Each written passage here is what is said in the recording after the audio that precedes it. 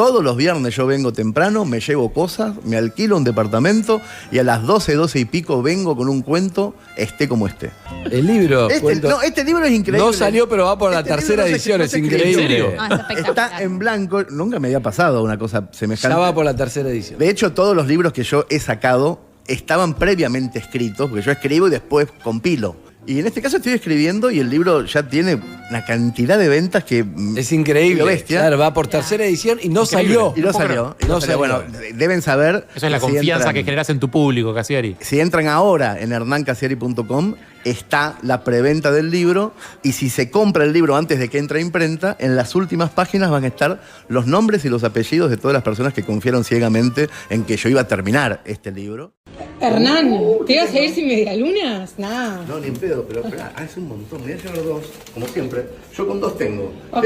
Las historias tienen un inicio y un final. Sí. Yo me como una medialuna en el inicio y una medialuna en el final. No mientas, te las comés antes de subirte al ascensor. Pero es como en la calle.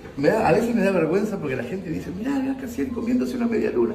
Y no está bien eso. Es parte del proceso creativo. Bueno, tengo historias que tienen que ver con mundos paralelos y si no hubieras hecho tal cosa y si otra, adelante.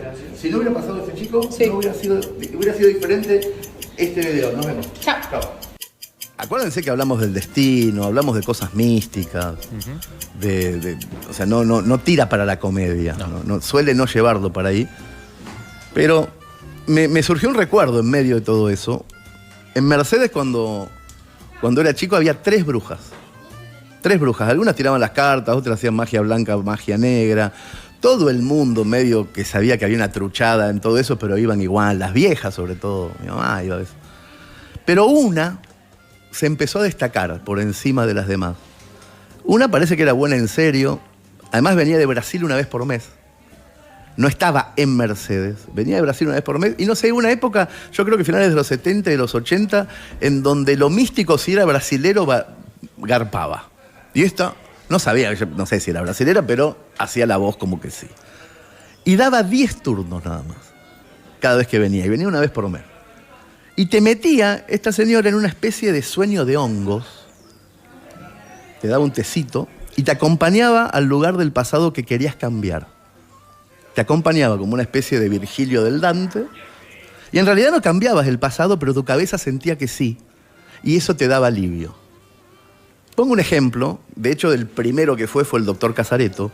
El doctor Casareto, un tipo muy conocido de Mercedes que había perdido un hijo ahogado en el río Luján, cuando el hijo tenía 14. Y nunca superó que ese sábado trágico, donde había muerto su hijo ahogado, a la mañana él lo había tratado mal al hijo. Y nunca más lo vio después. En el turno, la bruja le dio a tomar estos hongos, Casareto se durmió y soñó muy nítido con ese día. Y esta vez, en el sueño, Casareto le hizo un desayuno al hijo, le preguntó cómo iba con la guitarra, y antes de que el hijo se vaya al río Luján, que iba a hacer kayak, le pegó un abrazo. En el sueño. Cuando Casareto se despertó del sueño, su hijo seguía muerto, obviamente, pero el viejo ya no tenía ese peso espantoso de culpa. Algo en el cerebro le decía que él había conseguido saludarlo. Esas cosas hacía la bruja, daba alivio. Pero casi nadie en Mercedes podía ir a verla porque el turno era muy caro. Eran casi 2 sueldos de mi viejo, el turno, me acuerdo. Solamente iban los jueces, los dentistas, los oftalmólogos, los que vendían droga, la gente de plata del pueblo. Pero me acuerdo que todos nos empezamos a hacer preguntas en el recreo de la escuela del secundario. ¿Qué hubiera pasado si en vez de dar este paso en la vida hubiéramos dado aquel otro? Pero sobre todo, ¿qué nos pasaría ahora si el cerebro, de repente, creyera que hicimos algo distinto en el pasado? Nos aliviaría seguramente. Yo pensé en mí. Cuando pasó esto de la bruja, yo tenía 15, 16 años. Y creía que los demás me veían como un cobarde, porque a los 13 yo no defendí a un amigo en una pelea. Y yo creía que los demás me iban a ver siempre como un cobarde. En realidad yo mismo me recordaba débil, y por eso no actuaba en las peleas después de ese día. Entonces, si un día yo iba a la bruja y en el sueño de hongo yo defendía a mi amigo, ¿empezaría a ser valiente en mi ahora real? Imposible saberlo, porque la bruja era carísima.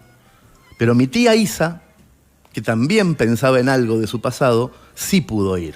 Y entonces tengo data de primera mano. La hermana de mi viejo se llamaba Isabel, pero le decíamos la tía Isa. Vivía sola en una de las casas de mis abuelos y nunca se había casado con nadie ni tenía amigos. Yo creo que la llegada de la bruja la obsesionó. De repente empezó a pedirle plata prestada a toda la familia. Decía que necesitaba ir. Mi abuelo carpintero no tenía un peso, mi viejo ni en pedo le daba plata a su hermana. Era rarísimo ver a la tía Isa pidiendo algo. Desde que yo tenía memoria, ella no salía de su casa ni hablaba en voz alta con nadie. Yo sabía que de joven la habían violado. Nunca supe por qué lo sabía. Porque nadie en la familia me lo había dicho a mí directamente. Pero cuando sos chico, a veces los parientes hablan cuando vos no sabés que estás o estás abajo de la mesa. Pero era algo que yo ya tenía en la cabeza desde que tengo memoria. No sabía incluso qué significaba que a mi tía Isa la habían violado, y un día lo supe a los 11, 12, y entró en mi cabeza, era algo que yo sabía de ella. Nunca supe los detalles, pero sí las consecuencias de eso. La tía Isa era asustadiza con los hombres, nunca se había casado y no tenía ánimo, para nada. Era como si se levantara a la mañana por obligación.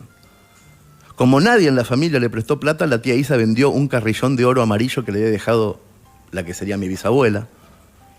En herencia, un anillo ovalado que venía de Italia, que era lo más caro que hubo nunca en ninguna de las 3 casas de mis abuelos. Según mi abuelo, le dieron un 10% de su valor real, pero eso le alcanzaba a la tía Isa para 3 turnos con la bruja. No sabemos qué pasó cuando fue a ver a la bruja por primera vez, pero al día siguiente de verla, la tía Isa apareció con el pelo suelto, por primera vez, larguísimo, siempre lo tenía en rodete. Y había salido a baldear la vereda muy temprano, y esto me lo acuerdo yo, no me lo contaron, lo vi. La vi baldeando la vereda, yo iba para la escuela tarareando una canción de Azúcar Moreno. Yo no podía entender a mi tía Isa, por cómo era, cantando Devórame otra vez, de Azúcar Moreno. Al mes siguiente la bruja volvió y la tía Isa pidió otro turno. Se fue y no volvió a casa durante 2 días. Y 2 días después volvió en un auto, en un Valiant 4, amarillo, manejando ella. Bajó del auto y de copiloto venía un muchacho con toda la pinta de albañil, morochito, 20 años menor que la tía Isa, y los dos se metieron en la casa de ella y no salieron de ahí en todo el fin de semana. A la noche se escuchaban aullidos de sexo, de música, de cosas raras. Mi papá y mi abuelo no podían entender lo que estaba pasando. Nunca habían tenido mi viejo y mi abuelo confianza con la tía Isa como para golpearle la puerta y decir poné más bajo, porque nunca había hecho eso. No sabían qué hacer. Yo estaba en la mitad de mi adolescencia y salía ya bastante de noche, y una vez me la encontré en el boliche bailable de la Ruta, el único que había en esa época, Jucalá. Del otro lado del mostrador estaba la tía Isa. Nunca supe si había conseguido trabajo ahí o si estaba teniendo alguna relación con el barman, pero sí me acuerdo que las veces que la vi me regalaba cervezas y pude hablar un poco más con ella. Yo nunca había hablado con esa mujer. Medio a los gritos por la música, me contó que tenía que ir a la bruja por 3.ª vez, porque en los sueños de hongos, además de arreglar las cosas del pasado, también es posible recordar. Y ella necesitaba recordar. Me acuerdo que me dijo eso, y no mucho más. Y un mes más tarde de esa conversación que tuve con ella, volvió la bruja a Mercedes y la tía Isa fue a verla. Volvió muy tarde esa vez a su casa, dejó el auto mal estacionado y durmió todo el sábado. No se escuchó nada. Mi casa, la de mi abuelo y la de la tía Isa eran contiguas, y cuando se despertó la escuchamos porque estábamos todos viendo San Lorenzo, somos todos de San Lorenzo, incluso ella. Y por eso pensamos que venía a sentarse con nosotros en el patio común a ver el partido. Pero la tía Isa no venía a ver la tele, venía a hacer justicia.